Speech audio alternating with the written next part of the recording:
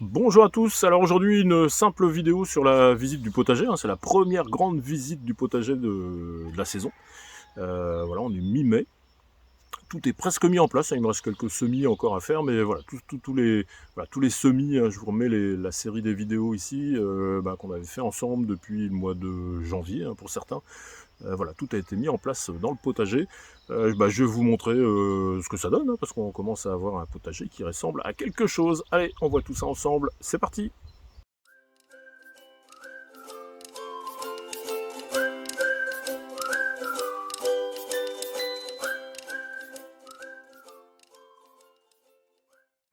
Alors on démarre ici dans le même coin que l'année dernière. L'année dernière ici j'avais mon tipi à haricots verts.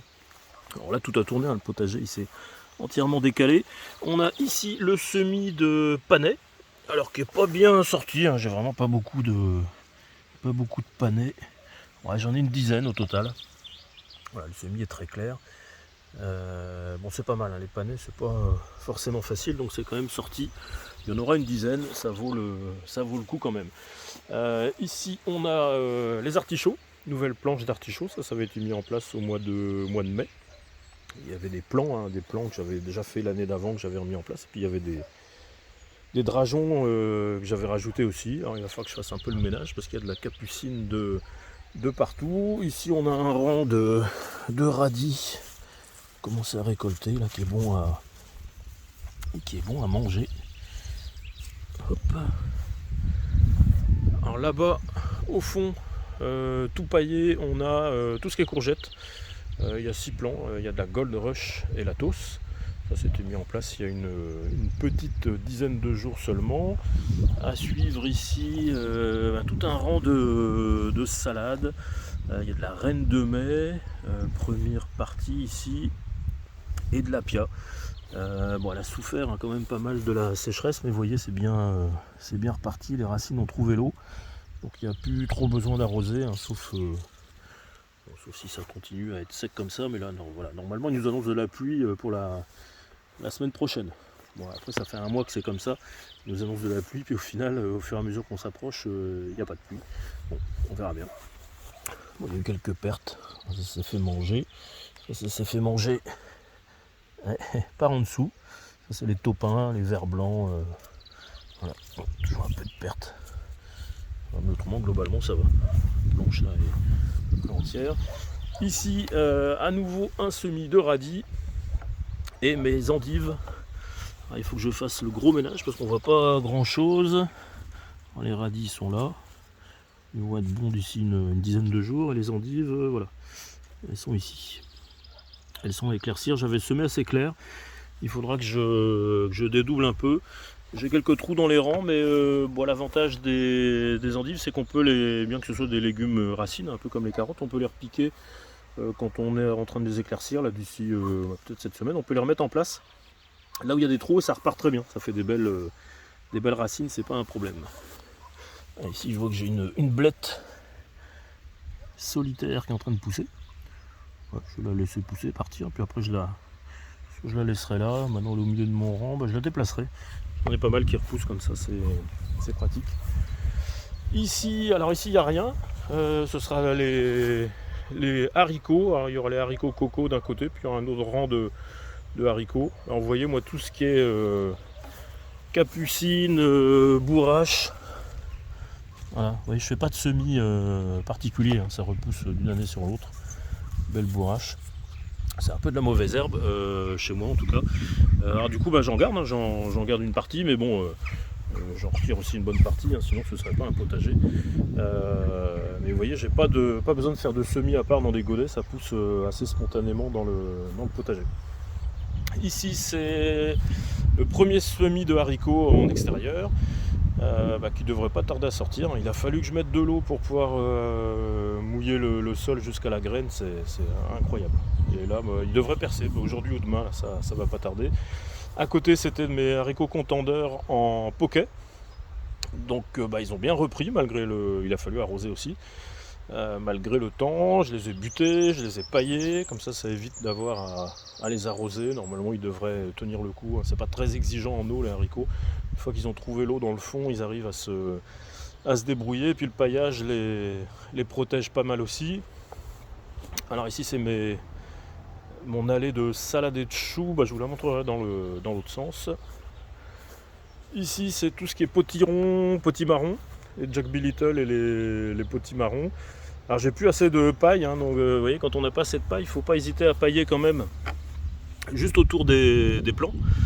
Ça permet de préserver l'humidité et de faire remonter l'humidité du sol autour du plant. Voilà, je remettrai, je paillerai, je finirai de pailler quand j'aurai de quoi pailler. Moi je paille avec de la tonte, du gazon. Avec ce temps-là, la pelouse elle pousse pas trop non plus. Je dois tondre 2 fois moins que d'habitude. Du coup j'ai 2 fois moins d'herbe aussi. Au fur et à mesure que je vais tondre, je vais pouvoir boucher les trous. De toute façon les mauvaises herbes poussent pas, donc là l'urgence c'est surtout de conserver l'humidité du sol autour des plants. Donc ça, pour l'instant ça va. Alors là j'ai mes 2 rhubards, moi je l'avais dédoublé en fin d'automne. Voilà, ça c'est l'ancienne qui est ici. Et la nouvelle qui est là. Bon, elles sont bien parties, pour l'instant elles ont soif aussi, elles font des petites tiges. Bon, on va pouvoir commencer à taper dedans. Alors ça c'est le pluviomètre, c'est un truc qui servait à l'époque où il pleuvait. Pour l'instant il ne sert pas.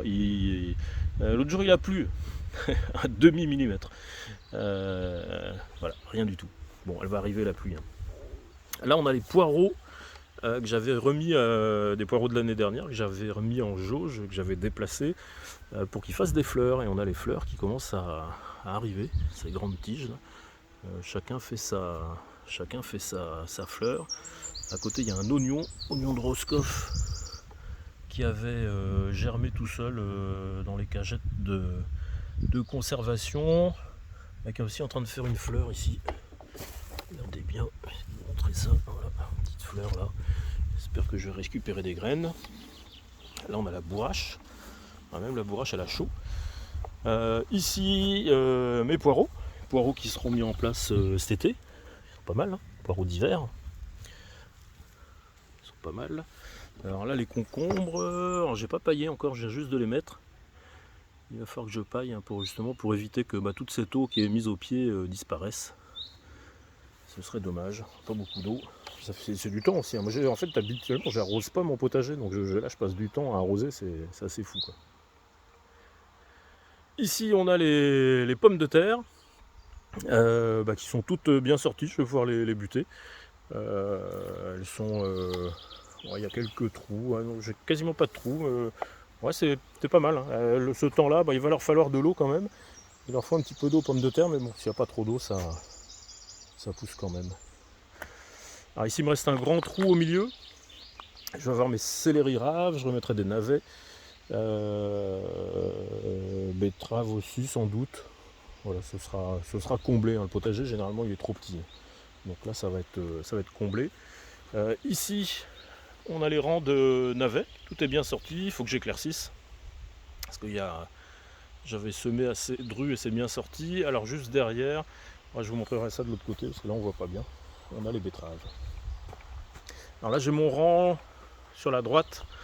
Le rang qui est un peu plus haut, là c'est le rang que j'avais mis en primeur mi-mars. Qui est bien, qui est plus haut que les autres. Celui-là il a déjà été buté. J'ai déjà buté 2 fois. Alors peut-être que pour la fin du mois, allez, dans la première quinzaine de juin, là, on pourra sortir les premières patates nouvelles. C'est toujours un grand moment ça dans le potager, les premières patates de la saison. En tout cas elles se portent bien. Ici, alors je vous montre avant derrière, on a la dernière planche de petits pois nains, qui est bien sortie aussi. Il va falloir que je mette des tuteurs, même si c'est des pois nains, il faut quand même leur mettre de quoi s'agripper. Et alors juste derrière, je ne sais pas si vous voyez, on a les premiers plants de maïs qui sont en place, et il reste encore de la place derrière pour mettre les prochains qui vont arriver. C'est peut-être les derniers trucs que j'ai encore en godet avec des choux à mettre en place, mais voilà, ça pousse pas mal. Ce temps plutôt chaud, en tout cas ils aiment bien. Alors, ils ont besoin d'eau aussi, mais bon, pour l'instant ils trouvent ce qu'il faut. Là le tipi, c'est le tipi à haricots d'Espagne. Tout est bien sorti, je les ai butés, il faut que je paille, pareil. Dès que j'aurai de la paille, je pourrai pailler tout ça. Ils vont commencer à s'enrouler autour du tipi. ça pousse hein, tranquillement, ils vont pas tarder. Là on a tout ce qui est petits pois nains qui commencent à faire leurs fleurs, belles fleurs qui apparaissent. Il va leur falloir de l'eau, hein. Quand ils font des fleurs, ils ont besoin d'eau. Alors je pense qu'eux aussi ils trouvent leur quantité d'eau, mais il leur en faut quand même un peu plus que ce qu'on a actuellement. Et derrière on a les mêmes, mais en grimpant, qui commencent aussi à faire leurs fleurs. Ici c'est le carré des topinambours qui avait été déplacé. J'en avais remis 3 ou 4, je sais plus. Ils sont presque tous sortis, il y en a un qui a un petit peu de mal, mais voilà, ils sont beaux, ils avaient été mis en place au mois de mars, ceux-là. La salade romaine cornue, petite salade, je sais plus ce que c'est, ça doit être de la pia je pense, vu la tête. Là il y a quelques navets que j'avais fait en godet à l'intérieur, c'est pas une réussite. Hein. Donc il y en a un ici là, qui a dû se faire... ouais, c'est vraiment la tête.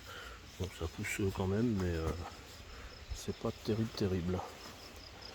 Vous voyez tous les pois nains là, qui attaquent aussi les...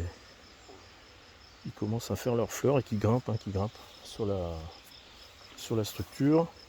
Alors là on a les artichauts, les vieux artichauts hein, qui étaient déjà en place depuis un petit bout de temps, mais qui vont pas tarder à... On va pas tarder à voir les fleurs, ça devrait arriver rapidement. Et on va finir le tour avec les échalotes qui sont belles, hein, magnifiques. Alors j'ai plusieurs niveaux, hein. Il y a celle qu'un collègue m'a donnée parce que l'année dernière ma récolte d'échalotes elle était nulle.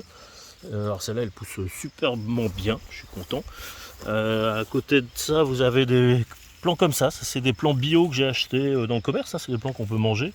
Normalement on peut les repiquer et il n'y a pas d'antigerminatif sur les plants bio, mais ils ont pas, voilà, ils sont tout moches. Vous voyez hein, la différence des rangs, voilà, ça c'est du commerce bio, c'est tout moche.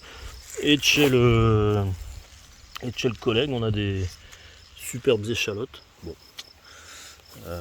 Et là, alors là j'en avais remis carrément des non bio. Et là il y a de l'antigerminatif dessus, donc vous voyez ça ne pousse absolument pas. Donc ça va être enlevé. Je l'avais laissé là pour vous le montrer. Derrière, alors c'est pas évident de tout distinguer, on a les échalions qui ont été mis en place et à suivre derrière les poireaux d'été qui souffrent un peu hein, parce qu'eux ils n'ont pas vu une goutte d'eau depuis qu'ils ont été mis en place. C'est pas compliqué, j'ai dû les mettre en place mi-avril et depuis mi-avril il n'y a pas plu. Donc eux ils supportent un petit peu ce temps sec. Ce serait bien qu'il y ait de l'eau hein, pour qu'ils se mettent à pousser. Ici c'est les oignons de Roscoff. Là, pareil, ils n'ont pas vu beaucoup d'eau, ils ont souffert au début. Mais on a au final des oignons qui sont bien partis. Voilà, ça va pousser tranquillement. Alors ici les betteraves. Je vais faire le tour, je vais vous les montrer. Hop. Les betteraves qui sont bien sorties. Hop, poquets ici. Les poquets, les glomérules qui font des tas. Donc ça il n'y aura pas trop besoin, j'avais semé assez clair, il n'y aura pas besoin d'éclaircir particulièrement. Là un semis de carottes que je viens de refaire.